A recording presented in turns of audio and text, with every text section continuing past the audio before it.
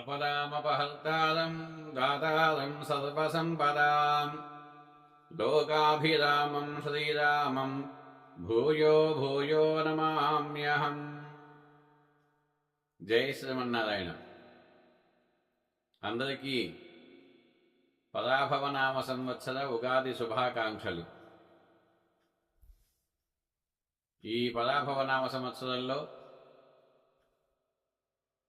స్వామి యొక్క అనుగ్రహం వల్ల మనమంతా కూడా సుఖంగా, సంతోషంగా, ఆరోగ్యంగా, ఆనందంగా ఉండాలి అని స్వామిని ప్రార్థన చేస్తూ ఈ ఉగాది రోజు ఈ సంవత్సరం ఎలా ఉండబోతోందో తెలుసుకునేటువంటి ప్రయత్నం మనం చేద్దాం. ఈ సంవత్సరానికి పరాభవనామ సంవత్సరం అని పేరు. ఇది మన సంకల్పం చెప్పుకునేటప్పుడు ప్రభవాది 60 సంవత్సరాణం మధ్యే అని చెప్పుకుంటున్నాం. ప్రభవాది 60 సంవత్సరాల మధ్యలో మనం ఉన్నాము అని. ఈ పరాభవనామ సంవత్సరము 40వ సంవత్సరం కనుక ఈ సంవత్సరం పేరు అది. ఏమిటి పరాభవము అంటే? పరాభవము అంటే ఓటమి అని, అవమానము అని అర్థాలున్నాయి. అంటే మనకు ఈ ఓటమి అయినా అవమానము అయినా కూడా తట్టుకోగలిగేటువంటి శక్తిని ఈ సంవత్సరం మనకిస్తుంది అని అర్థం చెప్పుకోవాలి. కనుక అలాంటి శక్తిని ఇచ్చేటువంటి ఈ పరాభవనామ సంవత్సరంలో నవనాయక ఫలాన్ని ముందు మనం తెలుసుకొని ఆ తర్వాత ఈ సంవత్సరంలో ఏర్పడేటువంటి గ్రహణాలు ఏమిటి, మూఢములు ఎట్లా ఉన్నాయి, ఏ ఏ సమయాల్లో వస్తున్నాయో కూడా తెలుసుకునేటువంటి ప్రయత్నం చేద్దాం. మొట్టమొదటిగా నవనాయక ఫలాల్లో రాజు గురువు అయ్యాడు. రాజు గురువు అవటం వల్ల ఏమవుతోంది అనేది మనకి శాస్త్రం చెబుతూ, ద్విజాతయ కర్మరతా స్వధర్మా సన్మార్గగా నీతివిదో నరేంద్రా సుభిక్షమారోగ్య సుఖం ప్రజానాం సువృష్టిరబ్దాది పతో సురేజ్యే అని ప్రమాణం. అంటే రాజు గురువు అవటం వల్ల బ్రాహ్మణులు సత్కర్మనిరతులై ఉంటారు. రాజు ప్రజలు న్యాయంగా సంచరిస్తూ ఉంటారు. రాజనీతి బాగుంటుంది. ప్రజలంతా కూడా క్షేమము ఆరోగ్యములతో ఉంటారు. సస్యములు బాగా ఫలిస్తాయి. ఇంకా రెండవది మంత్రి కుజుడు అయ్యాడు. కుజుడు మంత్రి అవడం వల్ల ఎలాంటి ఫలం కలుగుతుంది అంటే, దహన ప్రహరణ శాపర మరుదారయ భీతిరతులా స్యాద్ క్షితితనయే మంత్రిని సతి వృష్టిర్మధ్యాక్షయశ్చ సస్యానాం. మంత్రి కుజుడైనందువల్ల కలహము, యుద్ధము, చోరభయము, అగ్నిభయము ఇవి అధికమవుతాయి. ధాన్యాదులు ధరలు సరసంగా ఉంటాయి. ఇక మూడవది సేనాధిపతి చంద్రుడయ్యాడు. చంద్రుడు సేనాధిపతి అవడం వల్ల ఎలాంటి ఫలాలు కలుగుతాయి అంటే, అతీవార్ఘ్యశ్చాతివర్షం అరోగా సుఖినో జనాః బహు క్షీర ప్రదోగావః చంద్రే సైన్యాధిపతే సతి. అంటే చంద్రుడు సేనాధిపతి అయినందువల్ల ఆహార ధాన్యాలు, వెండి, బంగారము, పెట్రోలు, కిరసనాయిలు, వెన్న, నెయ్యి, నూలు వస్త్రాలు, బియ్యం ధరలు పెరుగుతాయి. సస్యాలు బాగా ఫలిస్తాయి. ప్రజలంతా కూడా ఆరోగ్యంగా ఉంటారు. పశువులు క్షీర సమృద్ధిని కలిగి ఉంటాయి. ఇక నాలుగవది సస్యాధిపతి. సస్యాధిపతిగా శుక్రుడు ఉన్నాడు.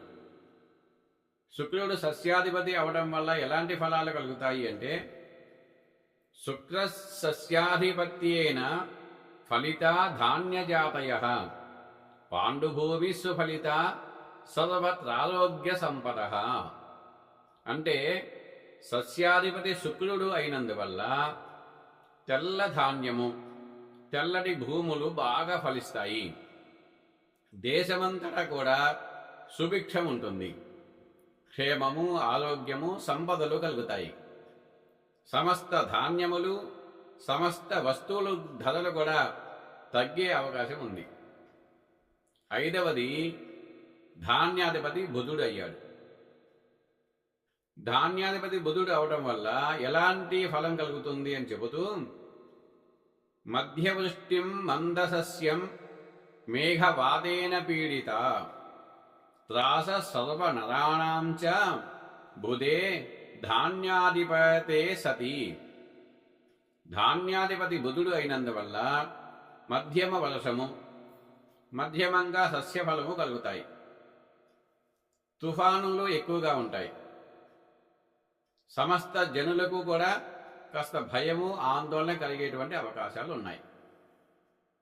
ఇక 6వది అర్ఘ్యాధిపతి. ఈ అర్ఘ్యాధిపతి చంద్రుడయ్యాడు. చంద్రుడు అర్ఘ్యాధిపతి అవడం వల్ల ఎలాంటి ఫలాలు కలుగుతాయి అంటే, సువృష్టి సర్వసస్యానాం అభివృద్ధి ప్రజాయతే మహతీ చార్ఘ్య వృద్ధి స్యాత్ అర్ఘ్యాధీశే నిశాకరే. ఈ అర్ఘ్యాధిపతి చంద్రుడు అవడం వల్ల సువృష్టి, సస్యాభివృద్ధి కలుగుతాయి.